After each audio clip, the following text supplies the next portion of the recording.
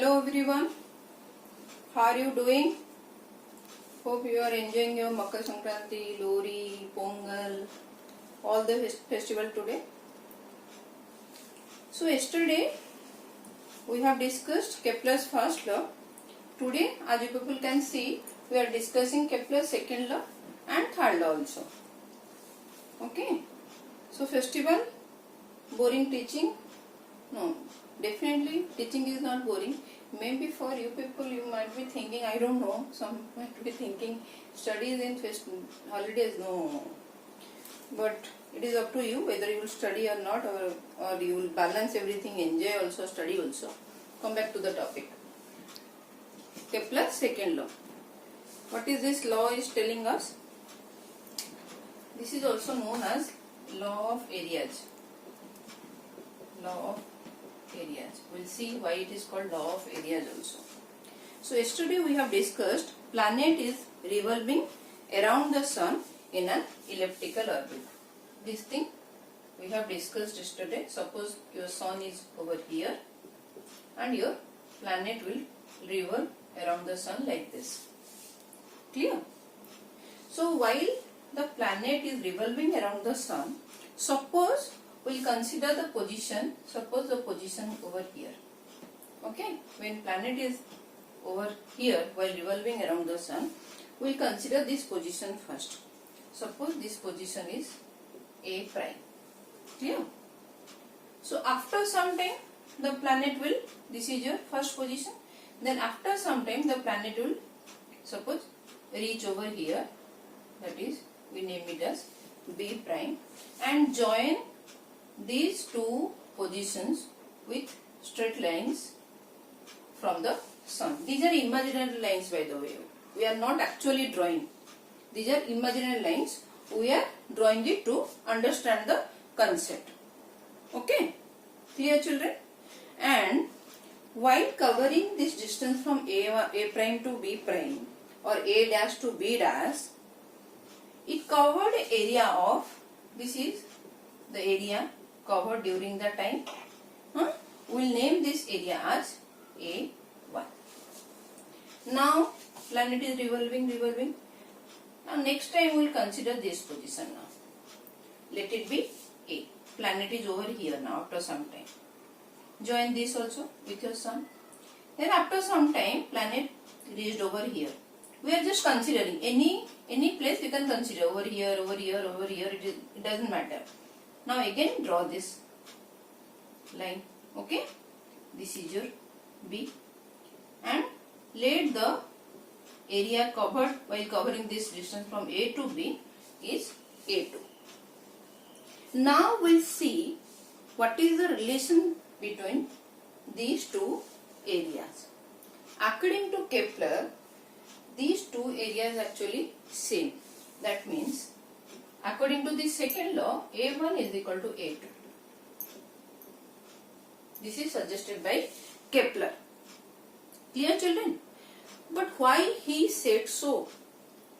What will happen if these areas are same?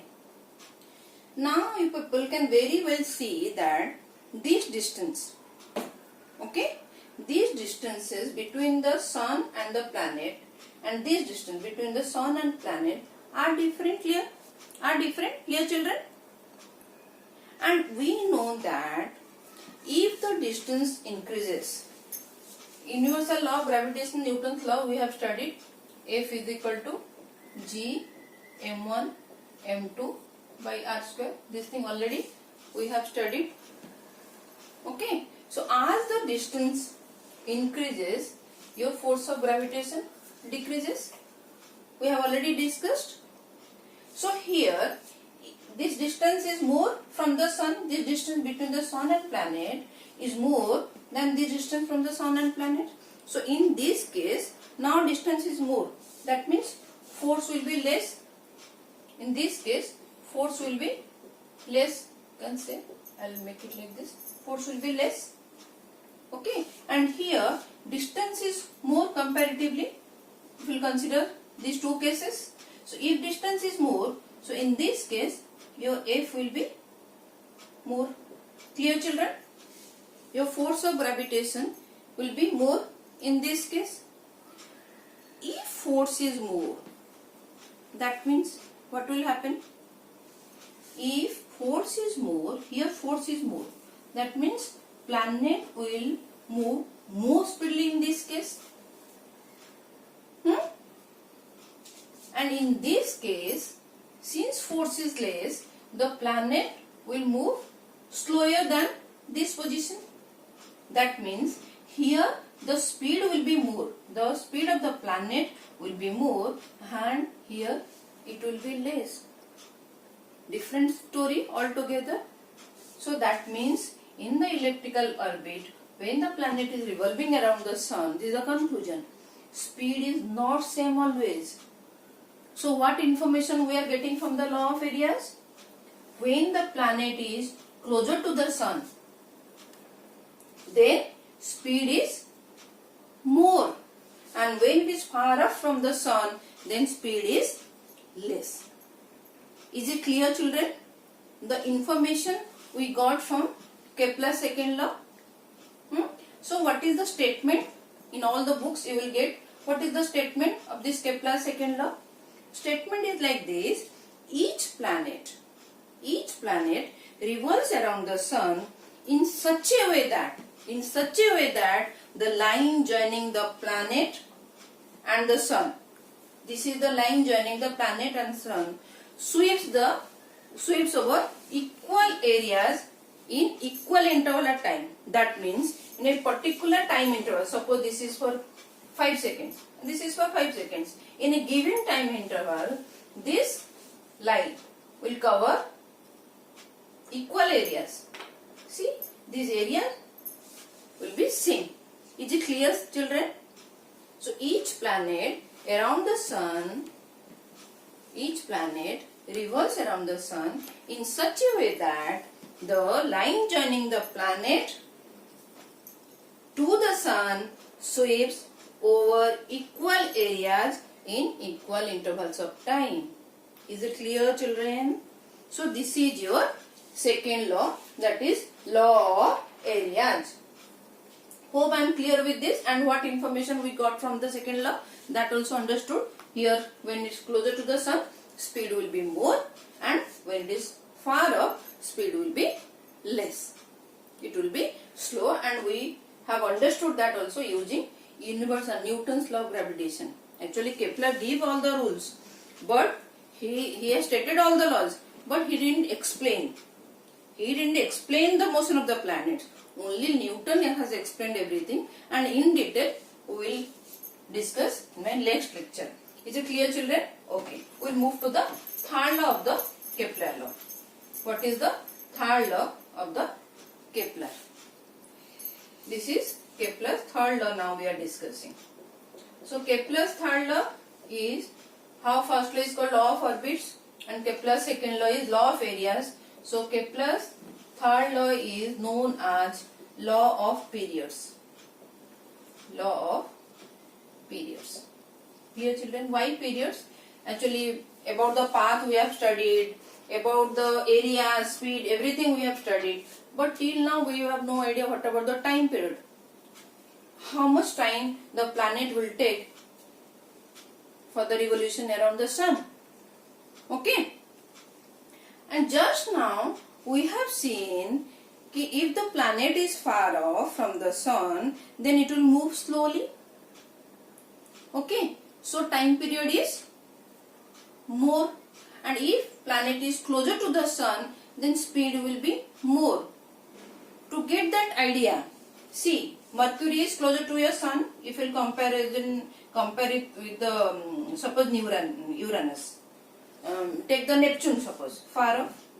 Neptune, Mercury is closest. Okay. What is the? Do you know what is the time period of the Mercury revolution time period around the sun? It is 80 days. See, it is closer to the sun. How fast it is moving? In 80 days, it will cover the distance. Whatever the Neptune, can you people guess? It is 165 years. It is 165 years, children. See the comparison. When it is far off, Speed is slow. That's why it is taking 165 years to move around the sun. And you know about Earth. What is Earth timing? Anybody? What is Earth timing? 365 days. Now I think you people can visualize what is the importance of this Kepler laws now. Okay. What about our Jupiter? Big Jupiter, 12 years children. It is 12 years. So come back to the important law. Why? What is the importance? Now you people can realize, visualize the thing, importance of the Kepler law. Why you are studying? Okay. So what he has done, he has given a mathematical statement. He has given the mathematical statement. You can say a mathematical relationship between the time period and distance from the sun. So what is that statement? Mathematical statement is r cube is proportional to t square. He has given this statement. What is this r? R is nothing but this is the mean distance. R is your mean distance of the planet from the sun. What is the mean distance? See, just now we have seen from every, suppose sun is over here, distances are different. Okay, all these distances of the planet is over here, sun is over here, distances are different. So R is the mean distance, average distance of the planet from the sun. Okay, and T is the time period of the planet around the sun. So this is the cube root. Cube. Okay, distance cube. So statement is like that. The cube of the mean distance. The cube of the mean distance of a planet from the sun is directly proportional to the square of the time it takes to move around the sun. See, when it is nearer, time period is what? Less. When it is far off, it is directly proportional. Time period is more. So that means r cube by t square is constant. Because this is proportional. So some proportionality constant you will multiply and you will get your statement like this. Clear, children? And from where we are getting this, in my next lecture we are going to discuss this. Okay?